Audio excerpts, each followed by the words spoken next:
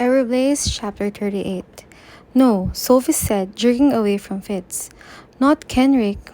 There had to be a mistake. She raced down the hill, promising herself that she would find a smiling Kenrick standing with the cluster of figures in the distance.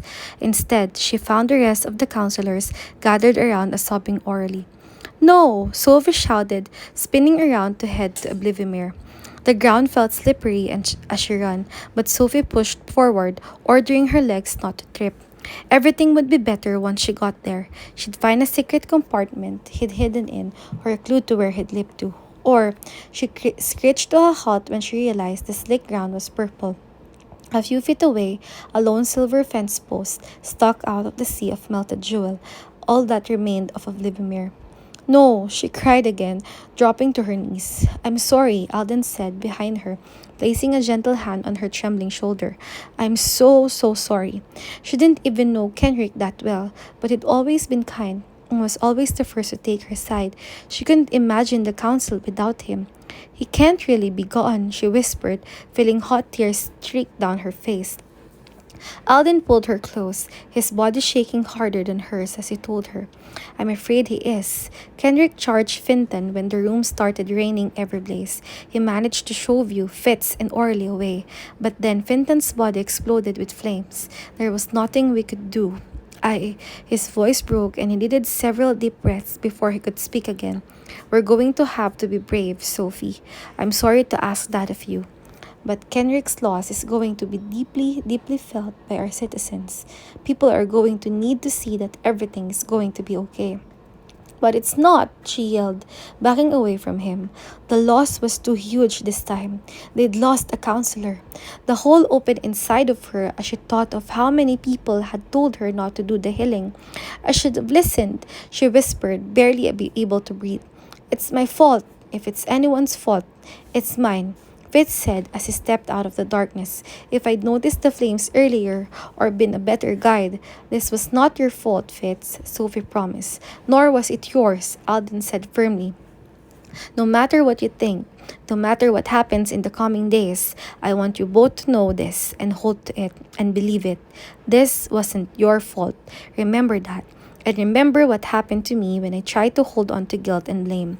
The reminder felt like a bucket of ice water splashing them both awake. But Sophie couldn't make herself believe him. Like it or not, she had played a role in Kenrick's death, and she would have to square with that someday. But if she let the guilt break her, his sacrifice would be a waste, and she refused to let that happen either. She told herself together the same way Grady had when he lost Jolie. She would focus on rage. Her anger boiled inside her, and she drank it in, letting it settle into her heart and burn the fear and sadness away. She wouldn't rest until she found the pyrokinetic Finton was protecting, and once she did, she would make him pay. Chapter 39. Let's read another chapter. Turgan brought Sophie home, and she took him up on his offer to break the news to Grady and Edeline without her. When Alden's mind had broken, she'd insisted on being there, wanting to be brave and strong and support her family. But she couldn't handle another teary, heartbreaking scene. She needed to hold on to her rage. She left everyone downstairs, avoiding their worried glances as she dropped her singed cape in a heap on the floor and followed Sander up to her room. He said nothing as she closed him outside, probably too busy eavesdropping on what Tiergan was saying. But Sophie didn't want to hear. She locked herself in her bathroom and turned on the shower, letting the sound of falling water drown out the world. Flakes of ash sprinkled the floor as she kicked her clothes to the corner, wishing she could tear them to tiny shreds. She grabbed every bottle of shampoo she could find and stepped under the colored streams of cold water, glad to feel her body shiver. She'd had enough heat to last a lifetime. She washed her hair so many times she lost count, though when she finally turned off the water, she could still smell the smoke. She tied the dripping, soggy strands away from her face, threw on her pajamas, and stumbled to bed. But she could see the Everblaze behind her eyes. The bright neon yellow flashes were seared to her eyelids, and no matter how hard she blinked, they wouldn't fade away. How can I help? Sander asked, hovering in the doorway, silhouetted by a silver of light. by a sliver of light.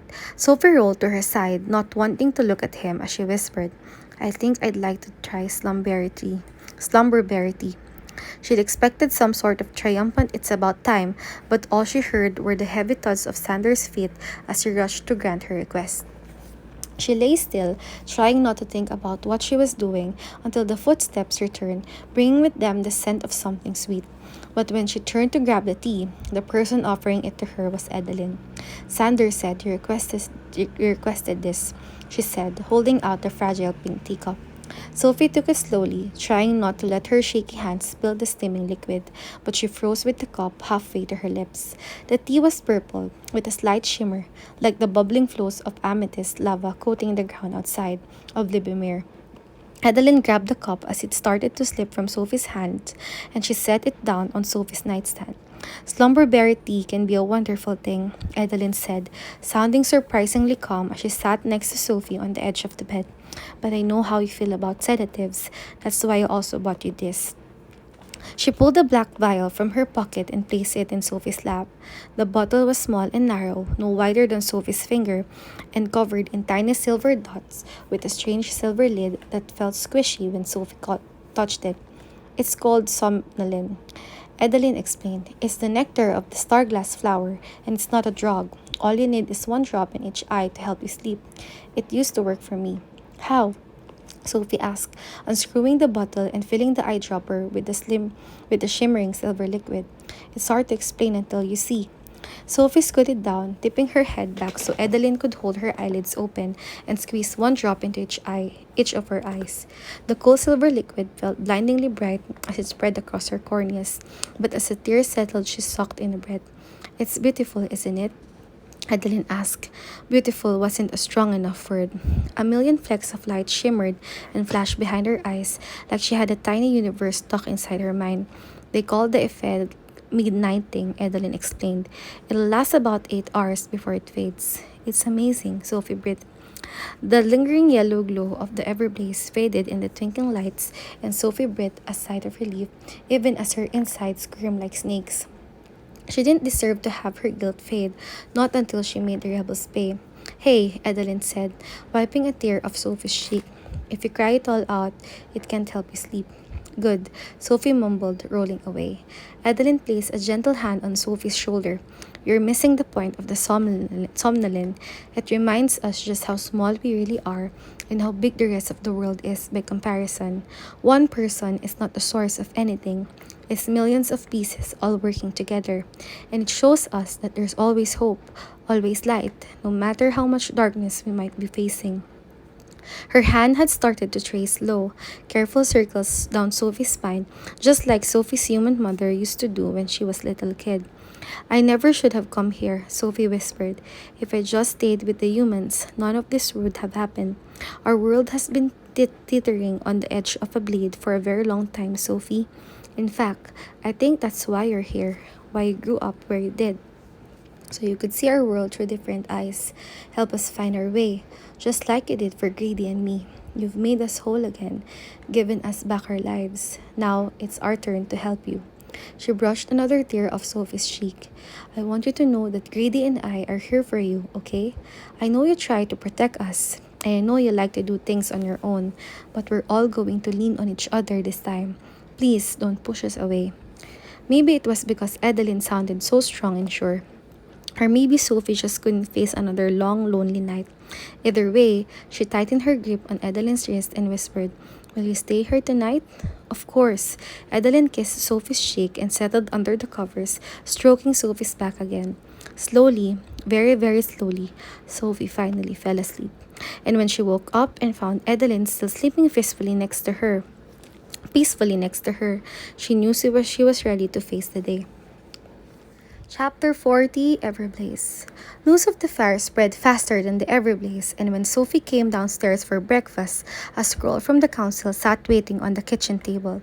Sophie sank into her chair next to Grady and took one of the colorful pastries from the platter in the center. The gooey cake was covered in sugar and sprinkles, but it turned to sour in her mouth when she read the council's message. Tomorrow at midday, we will honor the life and legacy of Councillor Kenrick Elgar Fatton by planting his seed in the Wonderling Woods. An address from the council will follow, along with instructions for nomination proceedings. What do they mean by nominations? Sophie asked, rolling up the scroll so she wouldn't have to look at it. Nominations for the next councillor. They're replacing him already? They have to, Sophie. The very foundation of our world has been shattered, and we must rebuild it immediately. That doesn't mean we won't grieve, but we must also keep working to protect our people. You can't tell me that's not what Kenrick would have wanted. She couldn't, but she still hated it. She stood wondering to the wall of windows, watching the dinosaurs graze in the pastures beyond. How do the nominations work? She asked, not sure she'd be able to survive a long campaign with speeches and debates. Grady moved to stand beside her. The public will be allowed to privately submit nominations for members of the nobility who qualify for consideration. Then the council will ultimately decide. And how long does that normally take? It depends on how quickly the councillors agree. But I suspect this time will move incredibly quickly. I only hope they'll elect a councillor as compassionate and considerate as Kenrick. Sophie couldn't help hoping the new counselor would also be on her side. She hated to admit it, hated herself for even thinking it, but Kenrick had always been one of her strongest supporters. Losing even one vote could sway the rulings against her. Is there any chance you or Alden will be nominated? She asked quietly. No, thankfully. The counselors aren't allowed to be married. It's their responsibility to make decisions for the good of all people, and having a wife or children could threaten their impartiality. But what if they fall in love? Then they can choose to resign from the council, which definitely has happened in the past, or they can opt to ignore the feelings. The choice is entirely up to them. Suddenly, Kenrick's longing looks at Orly made much more sense, which made Sophie's heart extra heavy. Kenrick sacrificed so much for the good of his world, and look how his world repaid him. No, not his whole world, Sophie corrected. A small band with their own agenda. Villains. She was tired of calling them rebels. They were kidnappers, killers, and she was going to stop them. I've seen that look in your eye before, Sophie, Grady said, resting a hand on her shoulder. And I can't say I blame you for it. I also doubt I can stop you, so I'm only going to ask you one thing. Remember who you can trust and keep them close. Don't push them away. Sophie nodded and he pulled her into a hug. If I if I might add something, Sander said behind them, I would like to renew my request for you to stay by my side. I am already getting reports of highly increased unrest among the public, and I fear in the coming days you will need more protection than normal. Because everyone blames me, Sophie mumbled, trying to pull away from Grady. Grady tightened his hold. The people of our world fear the new and the different, but you are brave and strong and smart enough to not believe what they say. Trust your friends and your family. Know that they love you and will support you no matter what. And keep your bodyguard close, Sander added. Yes, and that, Grady sighed, trailing his hand through Sophie's hair. I know you don't want to talk about yesterday, Sophie, and I respect that. But if you change your mind, I'm here. Sophie squeezed him tighter, blinking back her tears. She wasn't going to cry. She was going to fight. By the way, Grady said, slowly letting her go, Tirgan asked me to tell you to record everything you remember from yesterday, not just what you saw in Fintan's mind. The council is trying to piece together what happened during the fire. Sophie's eyes dropped to her feet. I doubt I'm going to be much help. If Fitz hadn't warned me enough the Everblaze, I probably wouldn't have realized what was happening until it was too late. I think that was Fintan's plan. Brady's expression turned murderous, but he said nothing as Sophie turned and headed upstairs. She pulled out her memory log and spent the rest of the day fighting to remember anything that might give her something to go on. She projected the memory Fintan had once again managed to stop her from recovering and placed it side by side with her other projection from the first break with Alden. She could see more of the mysterious pyrokinetic scroll, though there was nothing special about it except perhaps the vivid red color.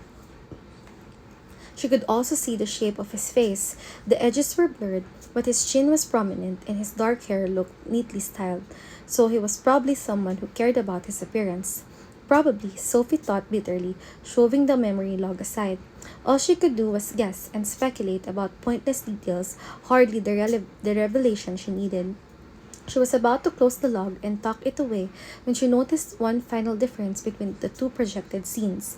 She'd been concentrating so hard on her kidnapper, she'd forgotten to notice that she could see more of Fintan too, especially in the early part of the memory, when he was pointing at the star he was teaching her kidnapper to call.